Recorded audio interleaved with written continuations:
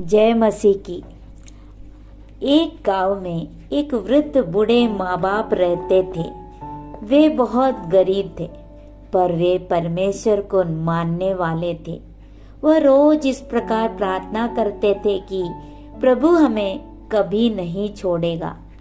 एक दिन वे इस प्रकार प्रार्थना किए, प्रभु हमें खाने को नहीं, आप हमें भूखा नहीं रखेंगे, यह हम विश्वास करते हैं। एक दिन की बात है, अपने पड़ोसी से एक फोन लेता है और ये बूढ़े माँ बाप एक रेडियो स्टेशन में फोन कर उनसे बातें करता है और अपने हाल बेहाल के बारे में बोलने लगता है। अंत में फोन रखने से पहले उस बूढ़े माँ बाप ने रेडियो स्टेशन वालों को बोलते हैं कि हमारे लिए प्रार्थना करें कि हमको कोई भी खाना पहुंचाने पाए। इस प्रोग्राम को सुनता हुआ एक शहर में एक धनाढ्य व्यक्ति रहता था और उस रेडियो स्टेशन वालों को वे धनाढ्य व्यक्ति फोन करता है और उस बूढ़े माँ बाप की पता पूछता है और पता पाता है।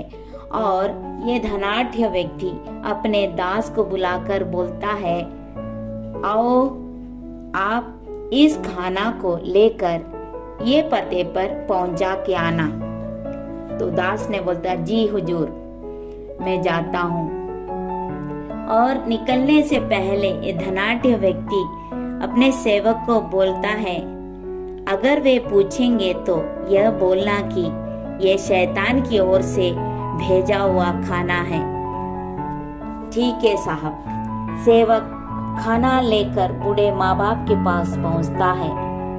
दरवाजा खटखटाता है, वे खोलते हैं और खाना मिलने का खुशी उनके चेहरे में दिखाई दे रहे थे। सेवक को धन्यवाद देकर अंदर जाने लगे। इतने में सेवक पूछता है, आपको नहीं जानना है कि यह खाना कहाँ से आया है? हो तो बूढ़ी माँ ने बोली, मेरा परमेश्वर वो परमेश्वर है।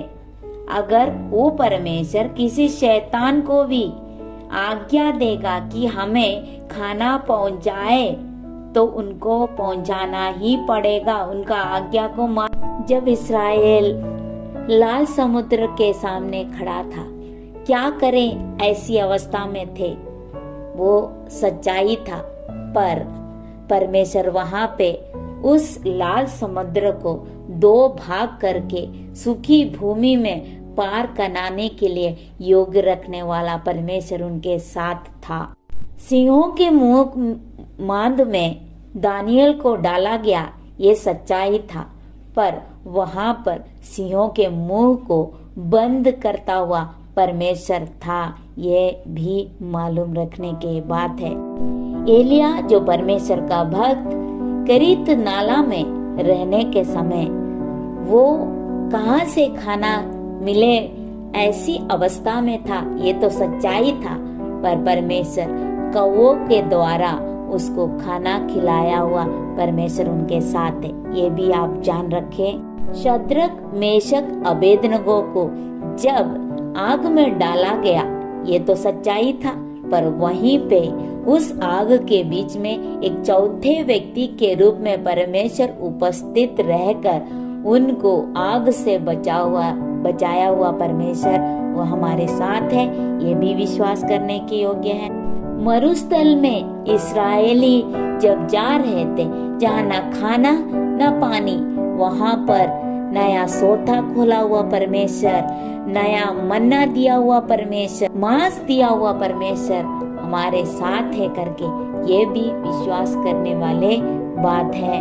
यहोशू जब सूरज को बोला रुक जाओ, रोका हुआ परमेश्वर, क्योंकि परमेश्वर के भक्तों को, परमेश्वर के विश्वासियों को उनका जो इच्छा है वो परमेश्वर पूरा करता है, क्योंकि वो विश्वासी परमेश्वर की आज्ञा के अनुसार चलते हैं। इसलिए हम भी उस बूढ़े माँ बाप के समान हमारा भी विश्वास परमेश्वर के ऊपर दृढ़ होना चाहिए। कि एक शैतान की से भी हमको मदद कर सकता है परमेश्वर। असंभव को संभव कर सकता है मेरा परमेश्वर। सिर्फ आप केवल विश्वास रखना है और परमेश्वर के समय के लिए इंतजार करना है। उस बूढ़े माँ बाप केवल परमेश्वर के ऊपर विश्वास करते थे। उनको डर और भय से दिन प्रतिदिन उपासना करते थे। हमारे भी जीवन में हम भी परमेश्वर की उपासना भय और भक्ति के साथ करना चाहिए, क्योंकि हमारा परमेश्वर जो यीशु मसीह है वो सब कुछ करने के लिए सामर्थ्य रखता है। हम सोचते हैं कि हम कैसे करें, हमारा ये समस्या कैसे हल हो सकता है। ऐसे समय में परमेश्वर हमारे साथ रहेगा। हम सिर्फ इतना जान ले कि हमारी हर जरूरतों को पूरा करने वाला एक परमेश्वर है, वो है यीशु मसीह। वो उनके समय पर हमारे लिए उनकी इच्छा के अनुसार हर काम पूरा करेगा। विश्वास करें, सिर्फ उस यीशु मसीह पर विश्वास करें और उनकी ओर देखें और वो हमारा हर काम हर जरूरत पूरा करेगा, ये विश्वास रखें। हो सकता है आपके बच्चों की पढ़ाई के लिए आप परेशान होंगे, बच्चों की नौकरी के लिए परेशान होंगे, बच्चों के शादी को लेकर परेशान होंगे। हो सकता है आप भौतिक आशीषों के लिए परेशान हैं, आत्मिक आशीषों के लिए आप इंतजार कर रहे होंगे, शारीरिक अच्छा स्वास्थ्य के लिए आप परमेश्वर से प्रार्थना कर रहे होंगे।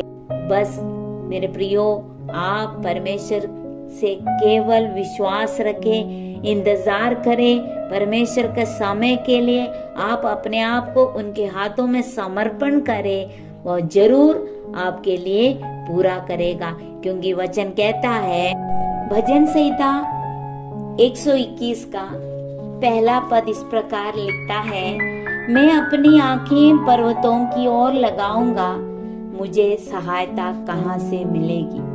मुझे सहायता यहोवा की ओर से मिलती है, जो आकाश और पृथ्वी का करता है।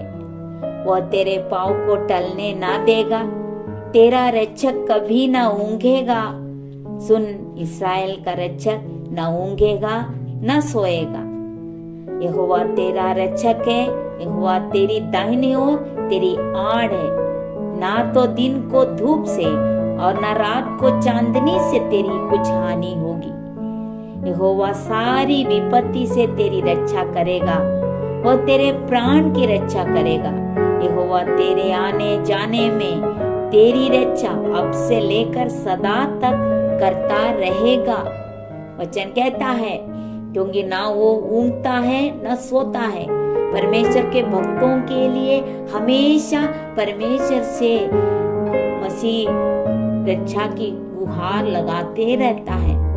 केवल उनके ऊपर विश्वास करना है, अपने आप को उनके हाथों में समर्पण करना है और हमेशा धन्यवाद रूपी स्तुति चढ़ाना है।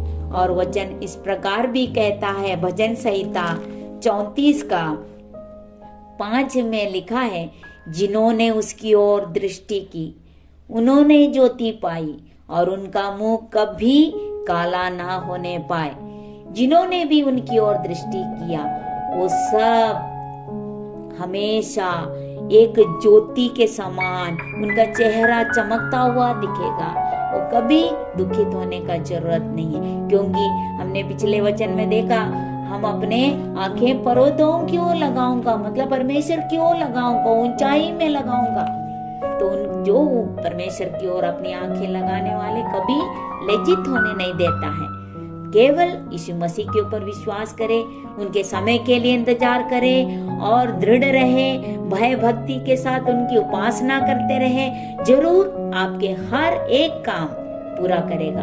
हो सकता है आपका बच्चे लोग परीक्षा दे रहे होंगे, जो भी आप परिस्थिति में से गुजर रहा होगा, मेरा परमेश्वर सामर्थ्य रखने वाला, हर परेशानियों से आपको निजात देने वाला, हर प्रॉब्लम का सोल्यूशन मेरे यीशु मसीह के पास है। आप सिर्फ विश्वास कीजिए और उनसे बोलिए, आप अपने समय पर हमारे लिए बड़ा काम करेगा, हम विश्वास करते उस बूढ़े माँ बाप के समान। इतना विश्वास उनके अंदर में था कि अगर एक शैतान को भी बोलेगा हमारे लिए खाना पहुंचाने के लिए परमेश्वर आज्ञा देगा तो उनको मानना पड़ेगा, इतना विश्वास था। वैसे दृढ़ विश्वास इन दिनों में हमारे जीवन में भी आपको बनाना पड़ेगा। परमेश्वर के ऊपर का जो विश्वास है, दृढ़ गढ़ के रूप में एक ऐसा विश्वास, एक राई के समान विश्वास को बाइबल कहता है। राई के समान का विश्वास मतलब एक कंप्लीट फेथ, और किसी के ऊपर विश्वास नहीं। आदमी, औरत, भाई, बहन, बेटा, बहू, किसी से नहीं। हमारा आश्रय, हमारा डिपेंडेंसी हमेशा गॉड के ऊपर रहे। जरूर उस बूढ़े माँ बाप के प्रार्थना सुना हुआ परमेश्वर हमारे भी प्रार्थना सुनेंगे। इस छोटी सी कहानी से हम ये विश्वास करते हैं आप जरूर आशीषित होंगे। God bless you. हमारे चैनल को अगर अभी तक आपने सब्सक्राइब नहीं किया है तो जरूर सब्सक्राइब करें। ऐसी ऐसी कहानियां, पैराबल्स, वचन, गीत सब आपको मिलेंगे और ये सब चीजों से आप आशीषित होंगे। God bless.